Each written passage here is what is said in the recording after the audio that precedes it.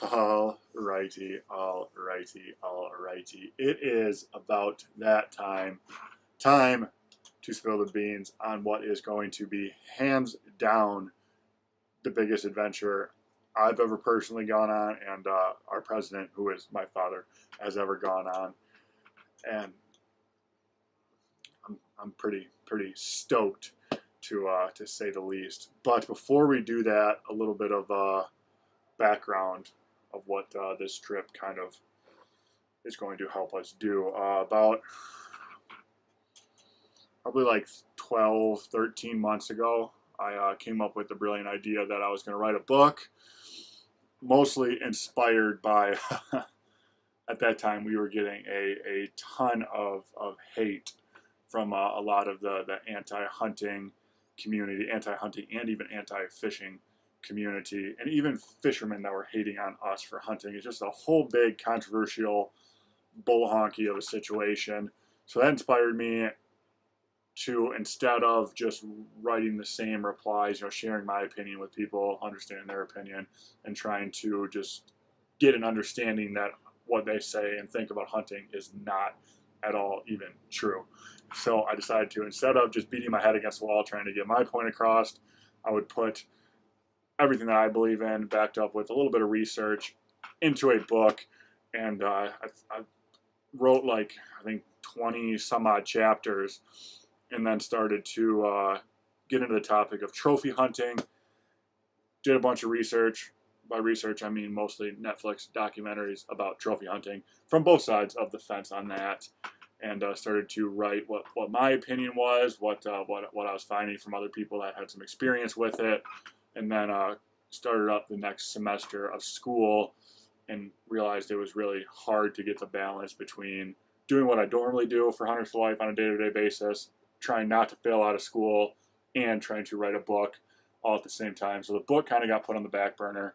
And then with finding out where we were going for this trip, I realized that it was probably, one of those, what's the word I'm looking for, meant to be type moments. So not only did I get to express my opinion on trophy hunting in this book, research a bit on it, now I'm going to actually get to go to a place where the whole connotation of trophy hunting has come to be, and actually experience it and put a whole new, a fully rounded perspective on the topic of trophy hunting, I guess is the best way that I could put that. So we're leaving for this trip this October, and the plan is to hopefully at least have the book fully written by the end of this year, so end of December, and get it edited up. We got a buddy who's volunteering his time to help us edit and self-publish a book, because obviously nobody's going to want to personally publish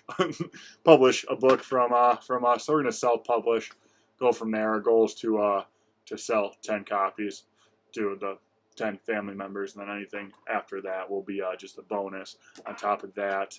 But the way that we landed on this trip is it's a $10,000 hunt.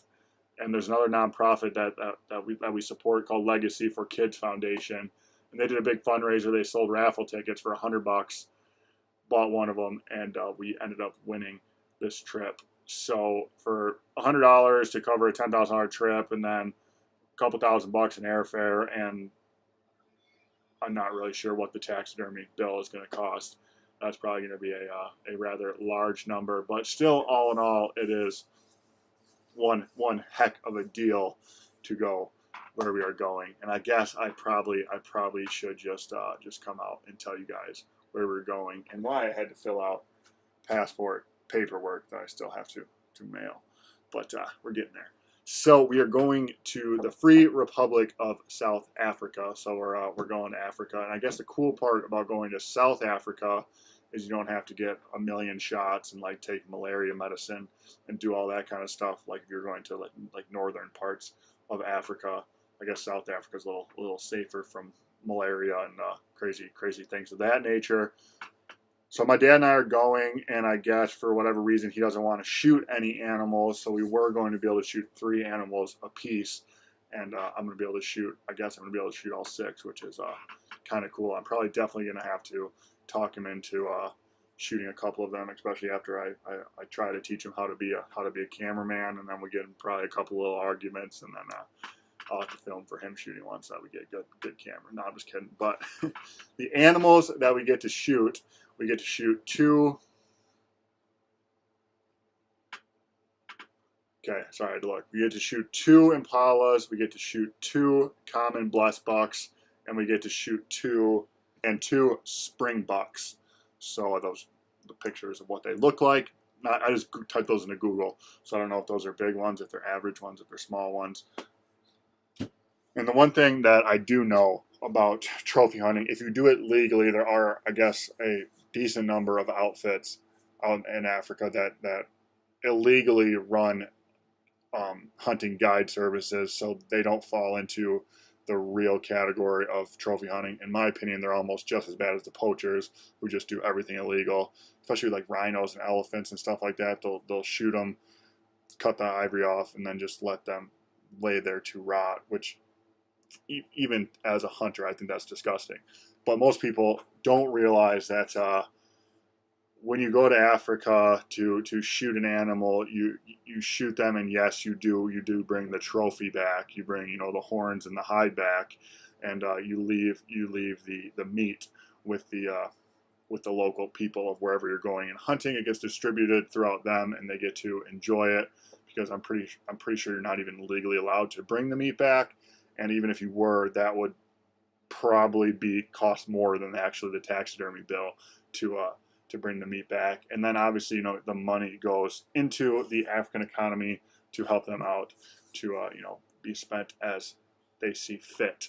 So it's really, to the best of my knowledge, if you're doing it legally, there's nothing wrong with going to. It really hurts me to say trophy hunting, because I don't know.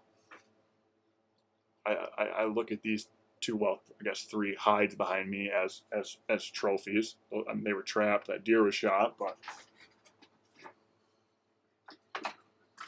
these are a couple of the bucks that my roommate shot. I guess these are technically trophies. So obviously, you the best thing about hunting and fishing is creating a memory. And aside from the photographs that you take of the adventure or whatever, it's nice to have something tangible that you can look at, whether it be a deer head up on the wall, a 10-pound largemouth bass up on the wall, whatever it may be. Yes, those are technically trophies. All that being said, this gives me a great opportunity to use a gun that I swear to God I probably talked more about than actually used, which is my grandpa's 35 Marlin lever action. I've done a lot of target shooting with this gun, taken it deer hunting a couple of times, but fortunately have not had the opportunity to use it. I was going to bring it on the bear hunt to Arizona, but in the back of my head, I just had this suspicion that I was going to get there, and either the gun wasn't going to be there, it was going to be broken, the scope was going to be knocked off.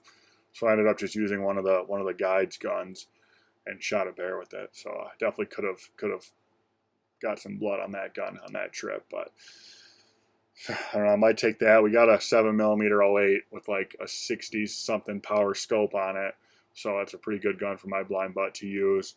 And I do potentially, if we're still talking back and forth with the guide, if we can get the animals within 20-25 yards, I might bring my crossbow and try to stick one with the bow, and that'd be pretty cool. And if I don't bring the crossbow, I'll probably bring a muzzleloader. Shoot probably the majority of the animals with a rifle. Just make it clean and make it a better chance, multiple shots if I do miss or make a bad shot. Or I don't know. I don't think I've missed any animals with a muzzleloader. Big old bullet, lots of powder, lots of wop behind it. So that'd be cool. And it's always cool when you shoot a muzzleloader, that big old cloud of smoke comes out and you can't really see what's going on right away, and then the smoke clears and hopefully there's an animal. laying right where you shot it. So we'll be in Africa for 7 days, 6 nights. So for that week, I apologize. You probably will not see a video unless we are. I mean, maybe we'll go out and we'll do some fishing, fish hard or duck hunt hard before that, and then we can edit up some videos and schedule them to be posted the time that we're out there. But usually, if I edit up a video, I'm all jacked up and I just want to post it right away and share it with you guys. So we'll see what happens. But if there's a week in October where you don't see a video, I'm not dead. I'm in Africa. So, jacked, super excited to have the opportunity to share the adventure with you guys. We love making these videos. We love the heck out of you guys for your support, for watching our videos, commenting. We love talking with you guys. But yeah, that's about all I've got to say on that topic. Hope you guys enjoyed this quick little vlog. It was hard to not tell you guys where we were going earlier when I kept telling you, we're going somewhere awesome, but I can't tell you. That was kind of tough. But thank you guys for watching. Thank you for your support. As always, happy adventures.